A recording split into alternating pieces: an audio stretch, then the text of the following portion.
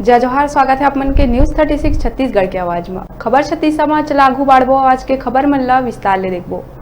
आय से ज्यादा के संपत्ति मामला दर्ज होए के बाद फरार हुए निलंबित एडीजी जीपी सुप्रीम कोर्ट से राहत मिले के बाद ही डब्ल्यू ऑफिस पहुंचिस, जहां सुप्रीम कोर्ट कति ले गिरफ्तारी के रोक वाला ऑर्डर के कॉपी ला सौंपिस। बता दन निलंबित आईपीएस जीपी ला सुप्रीम कोर्ट 26 अगस्त के राहत प्रदान करत हुए गिरफ्तारी ऊपर रोक लगा दिए रही। एक संगे संग सुप्रीम कोर्ट जीपी ला सहयोग करे बर घलो कहे रही। एसीबी जीपी सिंह और ओकर निकट संबंधी मन के ठिकाना ऊपर 1 से 3 तारीख तक छापा के कार्रवाई करे रही। छापा में जीपी सिंह और संबंधित मन से लगभग 10 करोड़ रुपया के अनुपातहीन संपत्ति मिले की जानकारी दिए गई रही। एसीबी के कार्रवाई के बाद पुलिस जीपी के खिलाफ राजद्रोह के मामला दर्ज करी।